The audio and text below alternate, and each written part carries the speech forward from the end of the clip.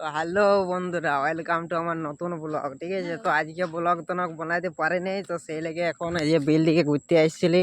দেখতে পাচ্ছ আমি আর আমার ভাই, এই যে আমার ভাই। ঠিক আছে, তো আমরা আজকে ব্লগ তো বানাই নাই, ঘরে ঘুমাচ্ছিলি।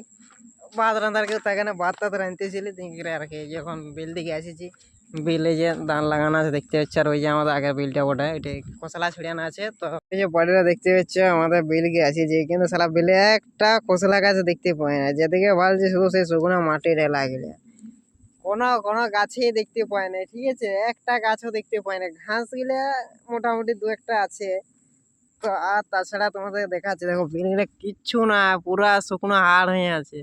কিন্তু আর কোনো নাই, কোনো গাছেই নেই।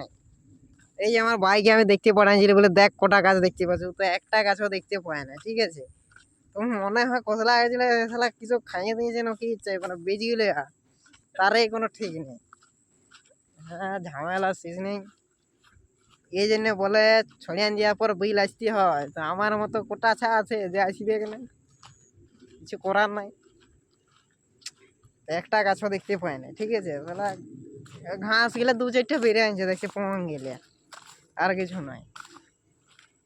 তো এইটাই আর কি। এই যে দেখতে পাচ্ছ এখনকার আবহাওয়া। ঠিক আছে, বিকালের মৌসুম, বেশ জুতিয়া লাগছে। সঙ্গে ধান গাছ মানে ধান লাগানো আছে সেই লেভেলের। তো আপাতত এইটাই আর কি। সেরকম ব্লগ আজকে বানায় নাই। তো ব্লগ বানায় নাই আজকে, ঘরে আগে ভাত রান্ধার কেউ থাকে না। এমনি তো ভাত টাত বাপি দিয়ে রাঁধলিও তিন করে আর কি। খাওয়া দাওয়া করে ঘুমাচ্ছিলাম, ঘুমাইছি যে ভিডিও বানাচ্ছি পুরা সেই লেভেলের। ধান ক্ষেতের ভিউটা দেখো একটু ভালো করে, আর কিছু নাই। ধান ক্ষেত ছাড়া কিছু দেখানোর নাই এখানে। আর সূর্যটা ডুবে গেল আপাতত, নাই তো সূর্য ডুবার ভিউটা ওইটাও বেশ জুতিয়ে দেখাচ্ছিল। হ্যাঁ, তো আজ এই পর্যন্ত।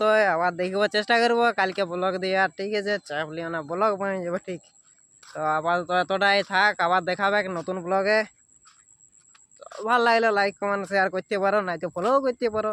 এটা তোমাদের ব্যাপার, যা পারো করবে। টাটা।